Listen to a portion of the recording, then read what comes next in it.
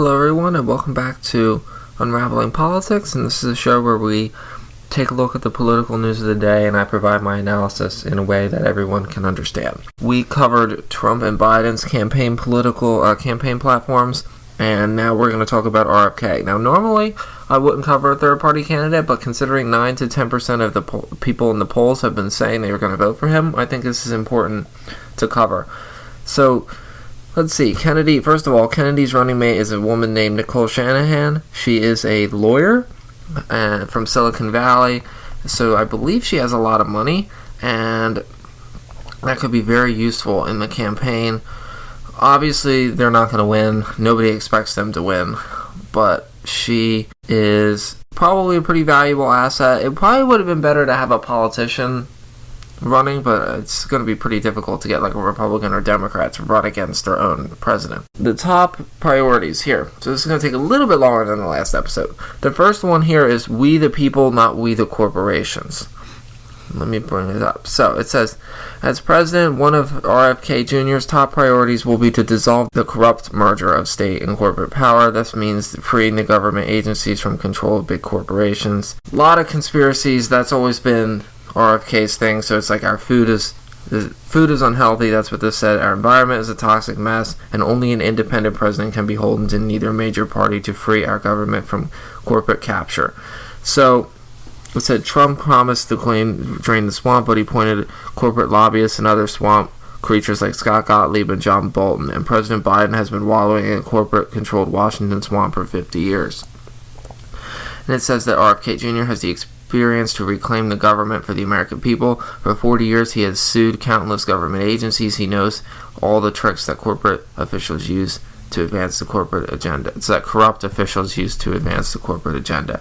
So he wants to install honest, competent leadership through federal bureaucracy, agency by agency, root out corruption, and replace corporate-friendly agency leaders with reformists and whistleblowers, and shut the revolving door by executive order with a 5-year ban on administration officials lobbying for their former government agency, and make agencies transparent to the public view so that American people can once again have faith their government works for them and not big corporations. Okay, so those are all pretty good policies. I think most people can support those. I do think that Kennedy is going to have trouble doing all of this because, one, if you're an independent president, you still have to work with a Republican or Democratic Congress, and a lot of the times they're just going to stall, and they're going to delay, and they're going to try and obstruct you to prevent you from running again. Of course, this is not the chance of Kennedy's becoming president is basically zero, so I don't know if people are actually considering this, but that's something to keep in mind. And also, the deep state, so-called deep state that people believe in, I think if this exists, it's a lot deeper than people think, and it's not as simple as just clearing out the top officials. But that's just my take. So then it says this is about the economy. People who work hard should be able to afford a good life. Why is it that once upon a time a blue-collar worker with a high school education could support a family and take vacations and save for retirement? It says technology has made productivity so much higher, but why is life poorer, not richer than in the 60s? That's a really good point. So it says under the Biden administration, the average price of homes has ballooned, mortgages have ballooned, and Kennedy wants to raise the minimum wage to $15 an hour, which is equivalent of the 1967 level, prosecute union-busting corporations that labor can organize and negotiate fair wages, expand free health care to millions of families, and use programs such as one pioneered in New Mexico, drop housing costs by $1,000 per family, and make home ownership affordable by backing 3% home mortgages with tax-free bonds, cut energy prices by restricting natural gas exports, support small businesses by redirecting regulatory scrutiny onto large corporations, secure the border, and bring illegal immigration to a halt so that undocumented immigrants won't undercut wages, negotiate trade deals that prevent low-wage countries from competing with American workers in a race to the bottom, rein in military spending, and use the resources to fund infrastructure, healthcare, higher ed, childcare, and domestic prosperity, reverse the chronic disease epidemic that is a $3.7 trillion drag on the American families and the economy, clean out corruption in D.C., establish addiction healing centers on organic farms across the country, make student debt dischargeable in bankruptcy, and cut interest rates on student loans to zero, cut drug costs by half to bring them in line with other nations. So then it says, how are we going to pay for this? That's the next thing. It said the answer is simple. Ending military ventures, regime change, wars. The wars in Iraq, Afghanistan, Syria, and Libya cost $8 trillion, and that's $90,000 per family of four. That's enough to pay off all medical debt, all credit card debt, provide free childcare, feed every hungry child, repair our infrastructure, and make college tuition free with money left over. That's enough to make Social Security solvent for another 30 years. I don't know if I know all the... I can't just say whether that's true or not. I will say, though, those wars in Afghanistan, Syria, Iraq, and Libya, that was over a course of 25 years. So it's not like that was $8 trillion every year. But I digress. These are things I think most people can support. So this is something I'm pretty happy with. These are more left-wing priorities for the most part.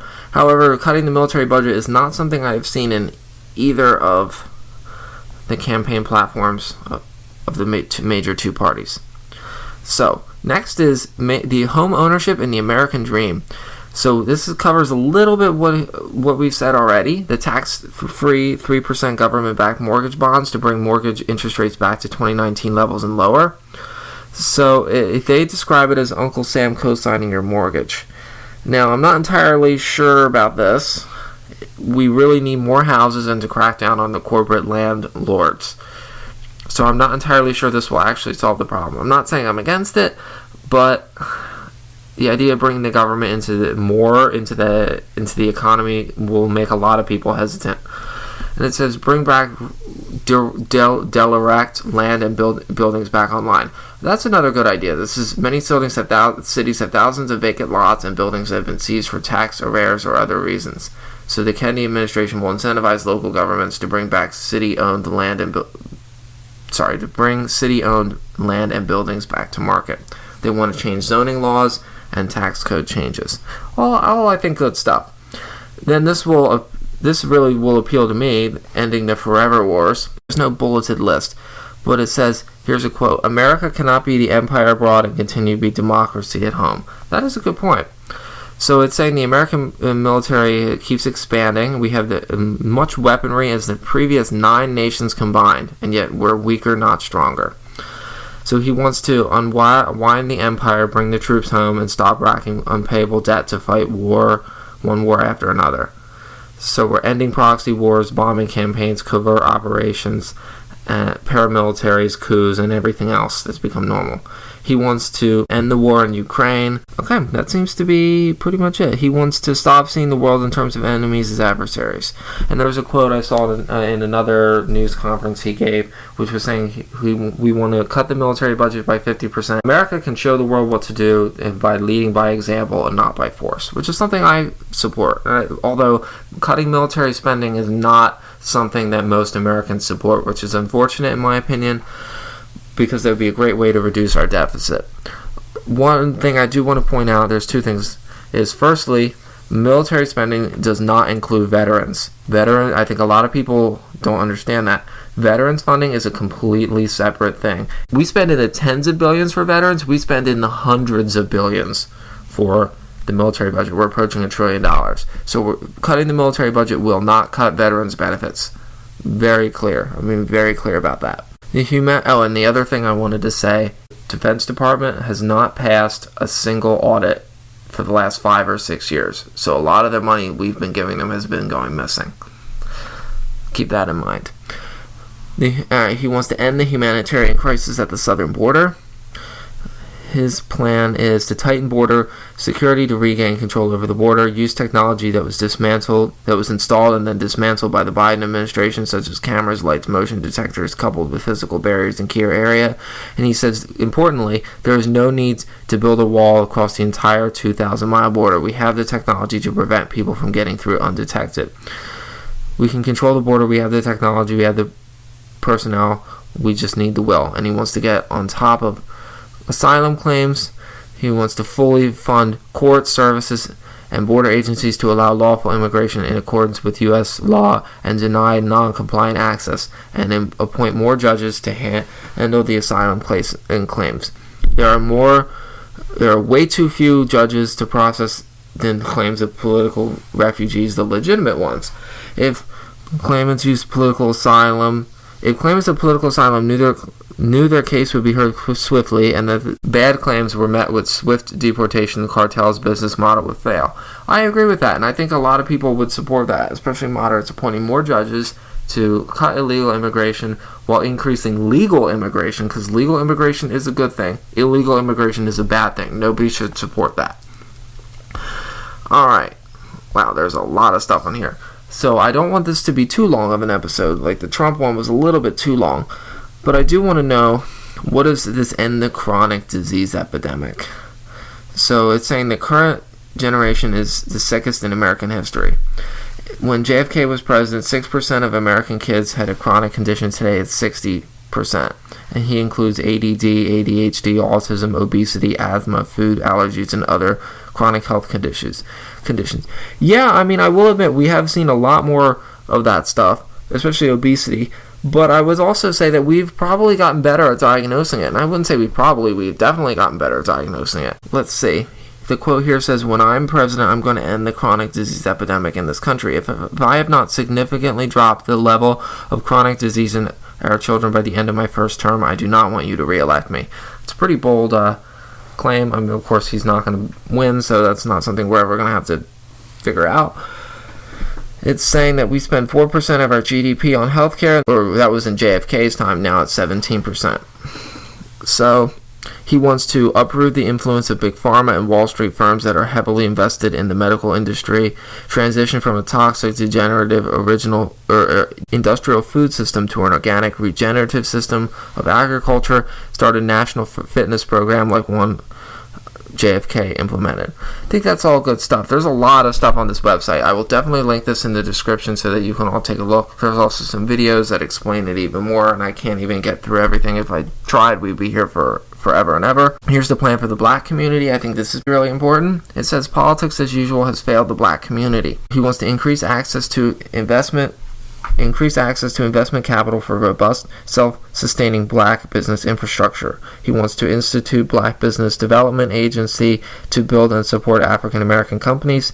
He wants to establish web courses taught by respected black entrepreneurs on starting a business as qualifiers for small business grants, low-interest microloans to invest in approved business plans with flexible repayment terms, millions of new full-time jobs for the black community, immigration policy that protects local resources, ending the migration encampment in urban areas, and increase trade school and college prep opportunities for our youth.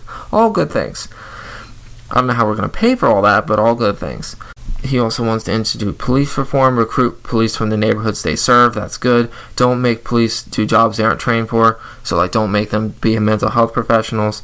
Root out systemic bias from federal to local levels, ending civil forfeiture by making seizing assets from illegal citizens illegal without due process. I thought that was already illegal. Maybe it's not. He also wants to tackle black maternal mortality with increased funding for maternity wards in African American communities, call for increased implicit bias training for medical students, incentive for medical facilities to found to improve inpatients outcomes for black patients. Now, I would say that it's not necessarily that there's systemic bias in the healthcare system toward black people. Maybe there is, but what I generally think is that because they tend to be poorer health equals poorer people usually are sicker people. So if we can make them richer, then their health should improve. Also wants prison reform, ending the prison to school pipeline. He wants to end USDA discrimination against black farmers. I didn't know that was a thing either. He wants to do, and of course a new AmeriCorps and a new GI Bill for community service. I think that's all good stuff. Another important thing, tax fairness. He wants to close loopholes. Of course, that's a common talking point. There's a quote here that he said, "The tax burden on America's middle class and working poor must be reduced." It says, as President RFK will propose a revenue-neutral plan that helps both the lower middle classes, subsidized not only by rates on higher income households, but rather by closing loopholes and eliminating deductions that only benefit the wealthy. He wants to double the child tax credit, restore the personal exemption of $5,000, increase the standard deduction, and eliminate the carried interest loophole. So that's some of the Trump tax cuts in here, which is an increased standard deduction was part of the Trump tax cuts. But he obviously doesn't want to benefit the corporations. This carried interest loophole, I have to admit, I'm not entirely sure what that is. And doubling the child tax credit, that's pretty self-explanatory. And the personal exemption of $5,000. So, let's see. Another big issue is abortion. So let's talk about that. It says on here, more choices, more life. That's what it's called. So the goal of Kennedy's administration would be to reduce abortions without banning them, but providing more options. So the plan would be to subsidize childhood daycare, redirect money spent on the war in Ukraine to subsidize community and home-based daycares along with stay-at-home parents. Instead of paddling the pockets of our weapons and manufacturers, we will pay 100% of care for 3 million children under 5 and who live under the poverty line. We will also cap the cost of 10% of family income for everybody else. So I guess if you make $100,000 a year, the cost of childcare would be $10,000 and no more. So universal childcare has the potential to add $1 trillion to our GDP according to Moody's, and since economics is a major driver of abortion, this policy will do more to lower abortion rates than any coercive method ever could.